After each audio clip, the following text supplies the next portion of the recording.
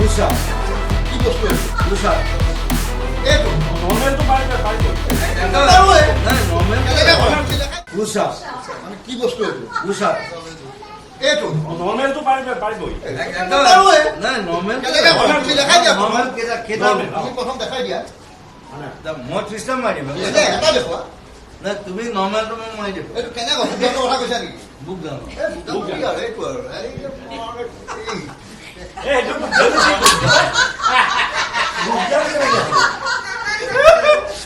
নৰ্মেলটো পাৰিব কি কমেডি মাৰচোন দেখা দেখা ভোগা নৰ্মেল নৰ্মেল মই হিচাপ কৰিম তাৰপিছত আমি মাৰিম 1 এইটো পাৰিবা 2 3 4 5 6 7 8 9 10 11 12 13 14 15 16 you're going down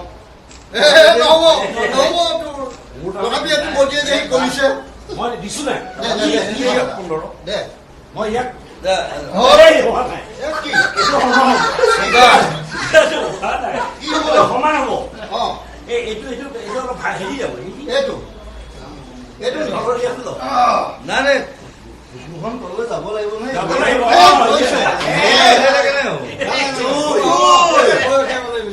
তিনি চাৰি নাই you should go down here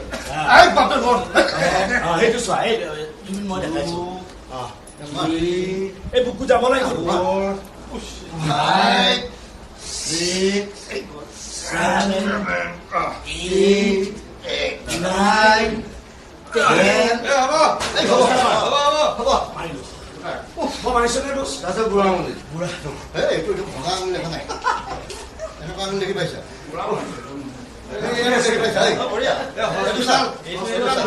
মোৰ ঠিকে আছে নাই ইয়াতকে বনিছে নাই আমি বাহিৰলৈ যাওঁ নেকি তাৰ এইবিলাক ইণ্টাৰভিউ পঠাই দিয়ে লাষ্ট এটা লাইভ যাওক এই এতিয়া পুৰি নাখাওঁ দেই ভাতটো আৰু নাখাওঁ মই ভগৱান নামানো নামানে পঠাই দে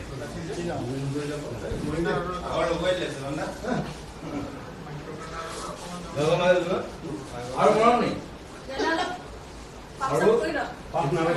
এটা মৰম মই ভাল মাৰিছো মই মাৰো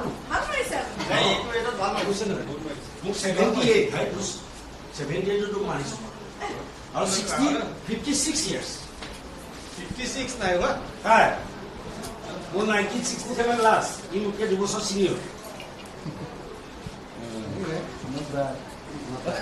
আছোঁ দোষ মিলি আছোঁ ৰাতি 3টা বজালৈ থাকো 4টা বজালৈ থাকো হয় নহয়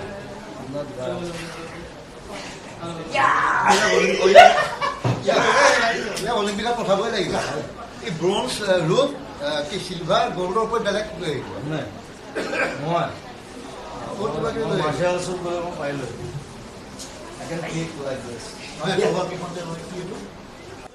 নমস্কাৰ আপোনালোক সংযুক্ত হৈছে সত্যৰ সৈতে ইতিমধ্যে আপোনালোকক দেখুৱাইছোঁ যে অনুৰাধা হলত ভিৰ সাংঘাতিক ভিৰ আৰু এতিয়া লাহে লাহে আৰক্ষী আহি আছে এই ভিৰ কণ্ট্ৰল কৰিবলৈ বহু অনুৰাগী আহিছে চিকাৰ চাবলৈ বহুত আহিছে আমাৰ লগত আছে জুবিন গাৰ্গ জুবিনক মই সুধিছোঁৱেই তাৰ কিন্তু মই এবাৰ শিৱানু বৰা আছে শিৱানুৱে কি কয় আজি চিকাৰ চাবলৈ অহা 3টা কাৰণ মোৰ আচলতে বহুত পুৰণা দিন এটালৈ মনত পৰিছে এইটো 1986 চনৰ 24 ফেব্ৰুৱাৰী হ'ব আৰু এখন তামিল চিনেমা চাইছিলোঁ মাই দিলি আনাই কা দিলি তুমি নামটো শুনিছা টি ৰাজেন্দ্ৰৰ এটা চব কৰে এক্টিং কৰে মিউজিক ডাইৰেকশ্যন একশ্যন ডাইৰেক্টৰ গান গায় লিৰিক্স লিখে গতিকে তাৰপিছত মই ঠিক 15 বছৰ পিছত এখন ছবি চাইছিলোঁ নায়ক গায়ক অভিনেতাটো হয়েই মিউজিক ডাইৰেক্টৰ বেকগ্ৰাউণ্ড স্ক'ৰ কৰিছিলে জুবিন গাৰ্গ প্ৰথম অভিনেতা আত্মপ্ৰকাশ কৰিছিলে এখন ছবি তুমি মোৰ মাথো মোৰ এক্টৰ হিচাপে আত্মপ্ৰকাশ কৰিছিল আৰু গোটেইকেইটা ছাইডত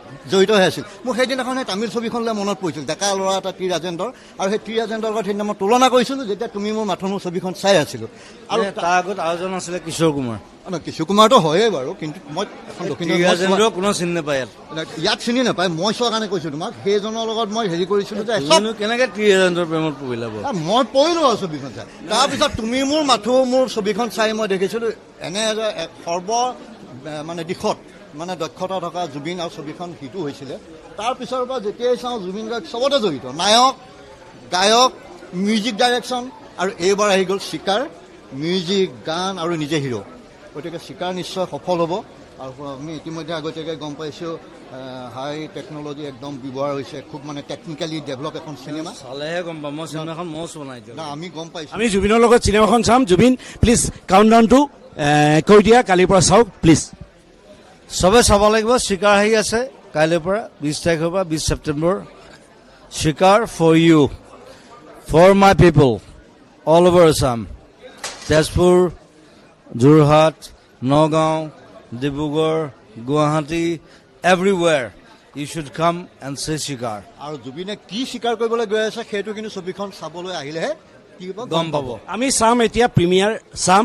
জুবিন আৰু মই একেলগে চকীত নবহোঁ, আমি বহিম ষ্টেপত। মই সদায় ষ্টেপত বহোঁ। আমি একেলগে বহি চাম।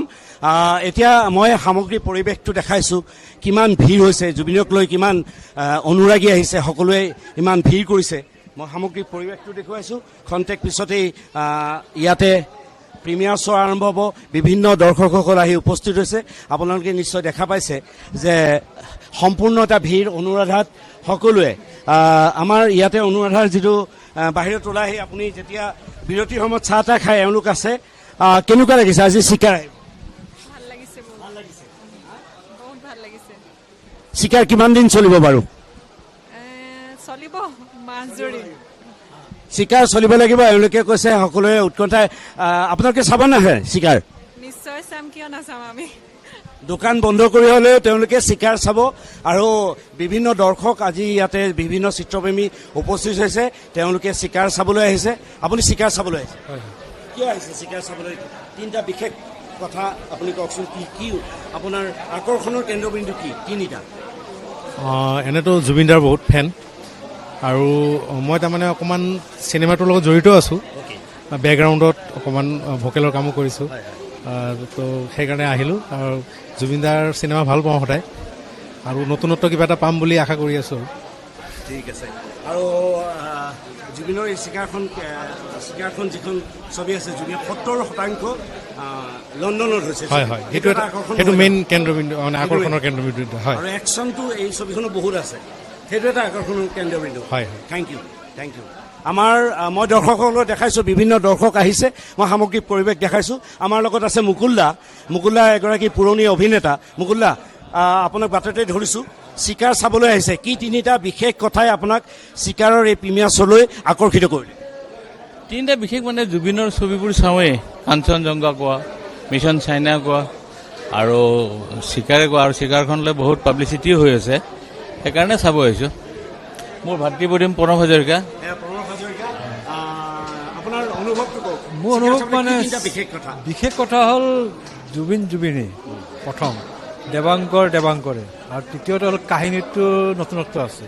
যিহেতু প্ৰথমবাৰৰ কাৰণে অসমীয়া চিনেমাখন অসমৰ উপৰি বাহিৰত কৰিছে 70%, আৰু প্লাছ গান দুটাই যথেষ্ট আকৰ্ষণীয়। এটা প্ৰথম গানটো যিটো বাগানীয়া গানটো সুন্দৰকৈ হেৰি কৰি পিকচাৰেশ্যন সুন্দৰ, মানুহে কাম কৰিছে একেলগে। ভিজুৱেলাইজ দেখোঁতে গম পায় যে 300-250 বুলি যিটো কৈছে সেইটো সত্য, কাৰণ চিনেমা জগতৰ লগত ময়ো জড়িত। সেইটো মানে সাংঘাতিক এটা সলনি আনিব পৰা এটা পৰিৱেশ। তো ডেফিনেটলি অডিয়েঞ্চে সেইবোৰ বিচাৰে, কাৰণ ডাঙৰ কেনভাছৰ চিনেমাবোৰত বহুত মানে মিউজিকৰ ক্ষেত্ৰত হওক, ডেন্সৰ ক্ষেত্ৰত ইমানখিনি ইউটিলাইজ কৰে। সেইটো ইয়াত সুবিধা যিহেতু দিছে বা লৈছে, ডেফিনেটলি অডিয়েঞ্চৰ কাৰণে এটা ডাঙৰ ইম্পেক্ট হ'ব এই গানটোৰ ভিজুৱেলাইজেশ্যন। আৰু চিনেমাখনত মাজে সময়ে আমি কিবা ক্লিপিং পাইছোঁ, সেই ক্লিপিংখিনিতো যথেষ্টখিনি আকৰ্ষণীয়, খুব সুন্দৰ ক্লিপিং, মানে ভাল চিনেমাখন হ'ব। আজি ইমান গৰমৰ মাজতো সকলো আহিছে। মই পূৰা ঘামি গৈছোঁ, ইমান ভিৰ। এই গৰমৰ মাজতো বহুত চলচ্চিত্ৰপ্ৰেমী ইয়ালৈ আহিছে তেওঁলোকৰ এটাই কথা যে জুবিনৰ ছবিখনত একশ্যন কি আছে জুবিনে 70% লণ্ডনত শ্বুটিং কৰিছে সেই শ্বুটিংবোৰনো কেনেকুৱা হৈছে বিদেশী অভিনেতাৰ লগত জুবিনে শ্বুটিং কৰিছে এই সমগ্ৰ কথাবোৰ চাবলৈ তেওঁলোক আহিছে আৰু তেওঁলোকে ছবিখন চাই উঠি পষ্টমৰ্টেম কৰিব আৰু তাৰপিছত আমি আজি প্ৰিমিয়াৰৰ পিছতহে গম পাম এই ছবিখনে ৰাইজৰ সমাদৰ লাভ কৰে নে নকৰে আৰু তেতিয়ালৈ আমি অপেক্ষা কৰিব লাগিব আপোনালোকেও সত্যৰ লগত অপেক্ষা কৰক সত্যৰ লগত সংযুক্ত হৈ থাকক আমি পুনৰ আহিম ছবিখন চোৱাৰ পিছত আপোনালোকক জনাম ছবিখন ৰাইজে কেনেকুৱা পালে ধন্যবাদ